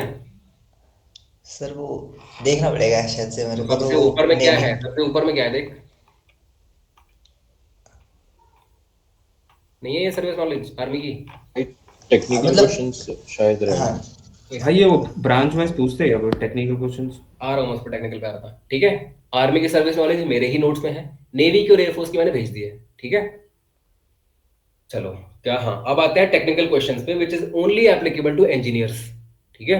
जितने भी यहाँ पे इंजीनियर्स हैं, irrespective of branch, technical questions आने बनते हैं। क्या करोगे तुम, 8 सेमेस्टर की मार्कशीट उठाओ, लुक एट योर सब्जेक्ट्स। जैसे कि मैं इलेक्ट्रॉनिक्स वाला हूँ ना, मैं सब्जेक्ट देखूंगा अपने बस, VLSI, ऑपरेटिंग सिस्टम, कितना पढ़ना है, बस इतना पढ़ लो भाई कि तुम इंटरव्यू अफसर को समझा पाओ, दैट्स इट, और कुछ नहीं पढ़ना। हो सकता है वो OS का तुमसे कुछ भी सवाल पूछ दे भाई, कुछ भी तुमको नहीं आता होगा, चुपचाप sorry sir I do not know, I will look into it, but बस इतना पढ़ लो कि तुमसे अगर पूछे कि बेटा OS क्या होता है तो बता पाओ, कि बेटा रजिस्टर क्या होता है, जैसे मैं इलेक्ट्रॉनिक्स का हूं, मुझे पता होना चाहिए ना रजिस्टर क्या होता है, ट्रांजिस्टर क्या होता है, बस लुक एट योर सब्जेक्ट्स, बस रिवाइज करो। ये IT वाले हैं जो बस देखो DBMS, हाँ डेटाबेस मैनेजमेंट सिस्टम में ये चीज होती है, बस हो गया भाई, 5 मिनट में तैयारी हो गई। ऑपरेटिंग सिस्टम में हाँ ये सब होता है, खत्म, ठीक है। C++ में हाँ ये चीजें होती हैं, खत्म, बस भाई इतना ही करना है टेक्निकल के नाम पर, रिलेटेड टू योर ब्रांच, ठीक है। अब आते हैं related to service. Everybody should know principle of operation of radar, irrespective of entry, irrespective of engineering, irrespective of BA BSc। तुमने 12वीं पास करी है ना, तुमको रेडार का प्रिंसिपल ऑफ ऑपरेशन पता होना चाहिए, तुमको सोनार का प्रिंसिपल ऑफ ऑपरेशन ऑफ पता होना चाहिए, ठीक है। तुमको जो स्पेक्ट्रम होता है ना, स्पेक्ट्रम पता है, electromagnetic spectrum, X ray, gamma ray, alpha ray, ये सब चीजें, स्पेक्ट्रम की वेवलेंथ वगैरह तुम्हें पता होनी चाहिए, in increasing order, decreasing order, ठीक है। क्या यहाँ पे सब लोग रिटर्न एंट्री की तैयारी कर चुके हैं एटलीस्ट एक बार, एफकैट CDS की, और क्या उन लोगों ने कभी भी 9-10 की फिजिक्स रिवाइज करी है? मेरा सजेशन ये रहेगा, 9-10 की फिजिक्स एक बार रिवाइज कर लेना, ठीक है। केमिस्ट्री बायो की जरूरत नहीं है, सिर्फ फिजिक्स, वो केमिस्ट्री सवाल पूछने भी नहीं वाले, बायो सवाल पूछने भी नहीं वाले, फिजिक्स से ही पूछने वाले हैं वो लोग, 9-10 की बेसिक्स। अब जैसे मैं चश्मा लगाता हूँ, मुझे पता होना चाहिए ना कौन सा चश्मा लगाता हूँ, कॉनकेव है, कॉन्वेक्स है, फोकल लेंथ वगैरह सब पता होना चाहिए भाई, ठीक है। मेरा सजेशन ये रहेगा, 9-10 की एक बार NCERT उठा लेना फिजिक्स के लिए, डू दैट, ठीक है, यानी you are good to go. इससे बाहर सर्विस नॉलेज में तुमसे कुछ नहीं पूछने वाले, मैं गारंटी लेता हूँ, ठीक है। जो ये मेरे नोट्स हैं टेक्निकल नॉलेज के नाम पे, जो तुम्हारी ब्रांच रिलेटेड है, मैंने बता दिया कैसे करना है। मार्कशीट उठाओ, look at your subjects, try to recall क्या क्या पढ़ा था, that is it. And for your service related technical knowledge, 9-10 की फिजिक्स की किताब विल डू, रेडार पढ़ लेना, सोनार पढ़ लेना, that's it, and electromagnetic spectrum पढ़ लेना, बस, ठीक है। जो नेवी वाले हैं ना, जो नेवी के लिए अटेम्प्ट देने वाले हैं, जो मैंने कल नोट्स भेजे थे वो तो है ही हैं काफी, उससे ज्यादा पढ़ के मत जाना। नेवी में इतनी टेक्निकलिटी है ना, वो रुला देगा वहां पे, रुला देगा वहां पे नेवी में तो, ठीक है। मुझसे पहला सवाल पता है क्या आया था नेवी में, व्हाट आर AIP सबमरीन्स, देख रहे हो AIP, मैं तो ये सोच रहा हूँ साला AIP मतलब AI पावर्ड पूछ रहा है क्या ये, ठीक है। इतना भाई पहला ही सवाल AI पावर्ड, मैंने कहा क्या है ये? बाद में जाके देखा it was air independent propulsion, बताओ, ठीक है। तो नेवी में तो हद से ज्यादा है, इतना पढ़ने मत बैठ जाना, चुपचाप जितना नोट भेजो उतने पढ़ लेना, दैट्स इट, ठीक है ना। जो एयरफोर्स वाले हैं, जो नोट्स भेजे हैं मैंने, डू दैट। एयरफोर्स में भी जो फ्लाइंग वाले हैं, या फिर जो एरोनॉटिकल इंजीनियरिंग इलेक्ट्रिकल वाले हैं, इंजन्स के बारे में सब पढ़ के जाना, engine specifically, turboshaft, turbofan, turbojet, turboprop. Helicopter में टर्बोशाफ्ट ही लगता है, क्यों लगता है? MiG-21 में टर्बोफैन लगता है, क्यों लगता है? और इंजन काम कैसे करता है, फ्यूल कौन सा डालता है, what are the parts of an aeroplane, how does an aircraft fly, how does an aircraft land, physics principle क्या है, बर्नौलीज भी सब पढ़ोगे, आर्किमिडीज भी सब पढ़ोगे, लिख लो, बर्नौलीज प्रिंसिपल, आर्किमिडीज प्रिंसिपल क्या होते हैं, you will study about it, ठीक है, स्पेशली जो फ्लाइंग वाले हैं, स्पेशली जो एरोनॉटिकल इंजीनियरिंग जिनकी प्रेफरेंस है, ठीक है, पढ़ के जाना भाई। क्या क्या कहता है, टर्बो शाफ्ट और तू फ्लाइंग वाला है क्या? नहीं, फिर aeronautical engineer electric. Turbo shaft, turbo fan, turbo jet, turbo prop, ठीक है, इंजन है ये सारे। हाउ डज इंजन ऑपरेट, पढ़ के जाना। फ्यूल कौन सा डलता है, पढ़ के जाना। पार्ट्स ऑफ एन एयरक्राफ्ट, पढ़ के जाना। How does helicopter fly, how does aircraft fly, how does aircraft land. Pilot और एटीसी आपस में बात कैसे करते हैं, पता होना चाहिए। कौन सी फ्रीक्वेंसी डू दे यूज। अब पता है, एक बंदा ही सब पढ़ के गया था, उससे पता है क्या पूछ लिया, how does a kite fly. तो ये भी लिख लो तुम लोग कि how does a kite fly. Kite को उड़ने के टोटल 4 फिजिक्स प्रिंसिपल लगते हैं। Gravity acting downwards, tension in the string, air resistance, ठीक है, पढ़ के जाना। काइट कैसे उड़ती है भैया। और 2 AFS भी मैसूर जो जा रहा है वो तो पक्का पढ़ के जाना, क्योंकि उस इंटरव्यू ऑफिसर का फेवरेट क्वेश्चन है ये, ठीक है। चलो, that is it for interview, ठीक है। कल से हम लोग स्टार्ट करेंगे विद GTO। कल फ्राइडे, अच्छा ठीक है। कल से अपन स्टार्ट करेंगे with GTO। Will first do GPEs, then we will do structures, then we will do GD lecturette, and then वापस से हम लोग आएंगे किस पे, SRTs पे, फिर विल डू SD, फिर we will do last topic अपना TAT, ठीक है। ऑलराइट, चलो, कोई डाउट किसी को इंटरव्यू से रिलेटेड?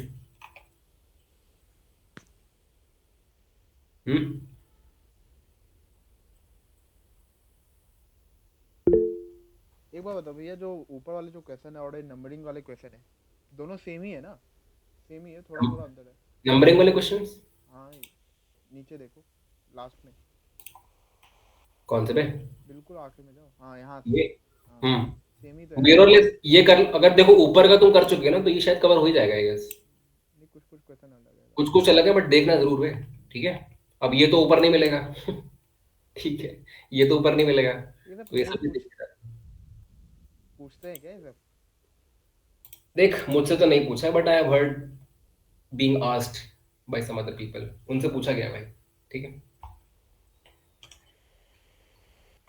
भाई और अपने टेलीग्राम में जो पूछा क्या, तुमको नहीं, तरस नहीं आता क्या नॉनवेज खाते हो तो जानवर पे, हैं?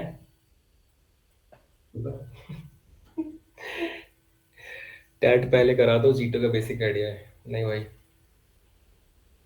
ठीक है, बढ़िया। अभी जल्दबाजी में थोड़ी SSB तरीका में SSB नहीं करे। भैया 7 मार्च को है। तो क्या डर रहा है भाई, कब तक सब हो जाएगा, डोंट वरी। भैया you guys will be done by 11 February, don't worry. 11 फरवरी तक टास्क दो तुम कंप्लीटली। लेकिन फिर टैट का प्रैक्टिस वगैरह भी करना रहता अबे 2 हफ्ता, 3 हफ्ता बे, 3 हफ्ते से क्या प्रैक्टिस कर लेगा टैट। हम लोग क्लास में ही पता है 70-80 पिक्चर डिस्कस करने वाले हैं, क्लास में ही 70-80 बहुत होती है भाई, 70-80। उसके बाद 2 हफ्ता और दे देना। डेली तू कितना लिख लेगा, 10-10 स्टोरी लिख लेना, बस बहुत है भाई, इतना तो ठीक है। ठीक, कैसे कर लेंगे। चलो, कोई डाउट किसी को इंटरव्यू में? नहीं अभी नहीं। जॉब वाला, चलो एक बार जॉब वाले और सारे। जोक वाला, जॉब जॉब जॉब वाला क्या डाउट है, उसके भी क्वेश्चन मिल जाए बढ़िया से, बहुत सारे। बताओ क्या डाउट है भाई जॉब में। सब पढ़ के जाना भाई, एज सिंपल एज दैट, कुछ नहीं है इसमें भाई। कंपनी के बारे में सब पढ़, यही जॉब क्यों कर रहा है, तेरा मैनेजर कैसा है, तेरी सैलरी कितनी है, कैसे खर्च करता है, सैलरी स्लिप बता दे अपनी मेरे को, तेरी सेविंग्स कितनी हुई है, इतना इन्वेस्टमेंट कहाँ करता है, ठीक है। कंपनी की प्रोज बता, कंपनी के कॉन्स बता, तेरा CEO कौन है, रेवेन्यू बता कंपनी का। देख, ये सिर्फ 10% क्वेश्चन हुए, मैं और पूछ दूंगा तेरे से, ठीक है। कैसे तो हो जाएगा तू, लिख ऊपर जॉब, आस्क योरसेल्फ क्वेश्चंस कि क्या क्या सवाल बन सकते हैं, खुद के आंसर बना। ऐसे तैयारी होती है इंटरव्यू की, ठीक है। भाई GD का बता दो ना। GD का करेंगे ना अपन, बकायदा प्रॉपर करेंगे भाई। जिस दिन अपन GTO करेंगे ना, lecturette will do, GD will also do. नहीं भाई, स्क्रीन इन का GD। प्रॉपर GD उसी में कवर हो जाएगा ना, डोंट वरी। रीजन मम्मी ने पढ़ाई क्यों नहीं करी, कौन पूछेगा, ये इंटरव्यू ऑफिसर ही पूछेगा, वो तो मेरी SSB है ना। अब आई कांट हेल्प भाई इट। अपने अनऑफिशियल ग्रुप का पर्पस क्या है लेकिन? पर्पस ये है कि यार जस्ट इन केस मुझे कुछ ऐसी बात बोलनी हो which is not suitable for that platform. मैं तबाही 2.0 में गाली खा चुका हूँ, इसको पता होगा राहुल को, ठीक है। मैं गाली खा चुका हूँ कि भाई तू अभद्र भाषा यूज कर देता है ऑफिशियल ग्रुप में। मैंने कहा भाई ठीक है, सॉरी, नहीं करूँगा। ठीक मतलब है, डांटना होता है तो अनोप्पा डांटना जब होता है स्पेसिफिकली कि सालों तुम कितने डल हो गई, ये हो तो सालों वालों लिख दिया मैंने, वो सालों में ट्रिगर हो जाते हैं वो लोग कि अबे भाई कैसे लिख दिया भाई। ठीक है, इसलिए। बाकी श्रेया, कितने अटेम्प्ट हो गए तुम्हारे एसएसबी के? ऐसा प्रेशर। तभी श्रेया वाज आस्किंग कि एसएसबी तो मेरी है ना, मुझसे कौन पूछेगा कि मेरी मम्मी ने क्यों नहीं पढ़ाई करी। तो मेरे दादाजी के बारे में पूछ रहे थे। देख लो भैया, ठीक है, इसीलिए मैं कह रहा हूँ श्रेया, सब पढ़ के जाना है सब कुछ। ठीक है, कुछ भी पूछ देते हैं वो। हो सकता है तुमसे इंटरव्यू में एक भी सवाल ना है तुम्हारा, पापा से पूछ दे, पापा ही पे घूमता रहे, क्या कर लोगे तब? थोड़ी वहां आर्ग्यू कर पाओगे, सर मेरा ले लो ना इंटरव्यू, सर पापा का क्यों पूछ रहे हो? ठीक मामा है, मामी चाचा चाची दादा दादी ये मुझसे पूछा गया चाचा, मुझसे पूछा था भाई चाचा की क्वालिटी बता, तू गाँव जाता है ना बहुत, बता चाचा की क्वालिटी ले। मेरे से पूछे थे मामा क्या करते हैं। ठीक है, तो सब पढ़ के जाना, इसीलिए कह रहा हूँ। चलो, और कुछ डाउट किसी को? ये एक बात बताओ हम्म कि फ्रेंड्स के साथ जैसे आदमी मजे करता है ऐसा करता है, वो सब ज्यादा वो लिखना चाहिए या फिर अच्छी अच्छी चीजें लिखनी चाहिए? नहीं, बिंदास तो मजे कर दोस्तों के साथ, बट दारू वारू मत पी, तू सुट्टाबाजी मत कर, तू लेट नाइट क्लबिंग मत कर, बाकी सब कुछ कर दोस्तों के साथ। सर ऊनो खेलते हैं, वीडियो गेम खेलते हैं, पबजी खेलते हैं, बिंदास लिख भाई, कौन डांट रहा तेरे को? पिछले है ना? बार एसएसबी में वही था कि भाई तू क्या क्या करता है, तो मैं बोलता यार मौज बिल्कुल बोल भाई, सर रात में 1 घंटा पबजी खेल लेते हैं, क्या दिक्कत है? उसका ये था यार ये सब क्या करता है, कुछ प्रोडक्टिव क्यों नहीं करता है तू, मतलब ऐसा उसका देख मेरे रीजन पास तो रीजनिंग है, मैं पबजी खेलता हूँ, मैं तो बता दूंगा। सर पबजी में टैक्टिक्स सीखता हूँ सर मैं तो। ठीक है सर, मुझे वेपन्स के बारे में पता होता है सर, पबजी में एग्जैक्ट सेम वेपन यूज होती है जो रियल लाइफ में यूज होती है। अब मुझे, मेरे पास तो है रीजनिंग भाई अवेलेबल। ठीक है, कोऑर्डिनेशन बेटर होता है सर टीम में, हम लोग दोस्तों लोग अगेन घुल मिल के आते हैं, सब सब स्ट्रेस आउट रिलीज होता है वहां पे सर अच्छे से। ठीक है, बस वही है, दारूबाजी नहीं दिखानी, सुट्टेबाजी नहीं दिखानी। ठीक है, डोंट डू दिस थिंग्स। और कुछ? भाई टीए कब तक आता है? टीए देख, आर्मी और नेवी का तो तेरे को आएगा 1 महीने के अंदर अंदर। ठीक है, बट एयरफोर्स का you will get quickly only. मेरे को तो हाथों हाथ पकड़ा दिया था उन्होंने, मुझे भी कैश कैश दे दिया था, ले भाई तेरे कितना हुआ, 1100 रुपये ले भाई, ले 1100 रुपये कैश दे दिया था। अटैचे खोलते हैं उसमें नोट ही नोट रहते हैं हर तरीके के। और तुमको ये चीज पता होनी चाहिए, टीए 2 बार मिलता है, एक मिलता है पीसी एंट्री के लिए, एक मिलता है एसएससी एंट्री के लिए। ठीक है, भैया तो मैं एसएससी में कई बार जा चुका हूँ बट एसएससी में ली नहीं कभी पैसा, तो क्या करूँ? ले लेना, क्लेम कर लेना कभी ना कभी, जब बहुत दूर जाएगा ना, कभी बहुत ही दूर, तब कर लेना क्लेम। अब जैसे मैं बैंगलोर में हूँ, मेरे को नेवी दे दी, वहां दे दी कोलकाता, मैं ट्रेन से जा रहा हूँ भाई इतना दूर, तब मैं तो क्लेम कर लूंगा भाई, लाओ पैसा मेरे को तो। ठीक है, हाँ बताओ श्रेया क्या हुआ? सर मेरा क्वेश्चन ना इन लोगों से है जो लोग स्क्रीन आउट होते हैं, मतलब इतना टफ क्या होता है कि मतलब सेलेक्ट नहीं हो पाते हैं? ओवर एग्जेजरेट कर, मतलब किसी भी चीज को एक्सेस करेंगे उसकी वजह से, या फिर मतलब खुद ऑलराइट, देखो अवेयरनेस? बाकी हम लोग एक दिन बकायदा करने वाले हैं स्क्रीनिंग की class, don't worry about it, but अभी बता देता हूँ। स्क्रीनिंग में ना, पहली बात तो तुम सब कुछ अच्छा करके भी बाहर हो सकती हो, तुम बिना मुंह खोले भी अंदर हो सकते हो। ठीक है, ये है फैक्ट। ठीक है, तुम ओ आई आर रेटिंग 1 ले आओ, मैं तुमको ओ की रिकॉर्डिंग भेजूंगा, तुमको वही ओ आना है तुमको पेपर में। तुम ओ आई रेटिंग 1 ले आओ, तुम नरेशन बढ़िया दे दो, स्टोरी एकदम लिख दो फर्स्ट क्लास, तुम जीडी बढ़िया कर दो, और तुम कॉमन नरेशन भी दे दो, तब भी गारंटी कोई नहीं है कि तुम अंदर हो जाओगे। क्यों नहीं है guarantee? Because it is not a scientifically design process. उनको 100-150 की भीड़ में से एवरेज 35-40 बच्चे छांटने हैं, वो छांट लेंगे। ठीक है, और यू विल नोटिस, अबे ये बंदी तो कुछ बोली ही नहीं भाई, ये तो गूंगी बन के बैठी रही पूरे टाइम जीडी में, ये कैसे अंदर हो गई? ऐसे भी लोग मिलेंगे। ठीक है, इसलिए स्क्रीनिंग इज टफ। ठीक है, ये टैट वगैरह जो होती है ये मतलब जो लोग चेक करते हैं वो साइकोलॉजिस्ट होते हैं क्या? टैट, वैट, एसआरटी, एसडी साइकोलॉजिस्ट चेक करते हैं, इंटरव्यूइंग ऑफिसर इंटरव्यू लेता है, जीटीओ वाला बंदा 2 दिन जीटीओ के टास्क कराता है। ठीक है, और ये सब मिलते हैं फाइनल डे कॉन्फ्रेंस वाले दिन, एक साथ डिस्कस करते हैं अबाउट यू, कि भाई इस बंदी को सिलेक्ट करना है कि नहीं करना है। ठीक है, तो स्क्रीनिंग का नोबडी हैज, मैं भाई इनमें first attempt I got recommended, second recommended, third और fourth back to back screen out. मैंने क्या गलती करी होगी भाई, जरा बताना? कुछ भी नहीं। ठीक है, फिर भी आ गया स्क्रीन आउट। आपका नहीं था और क्या। एग्जैक्टली। ठीक है।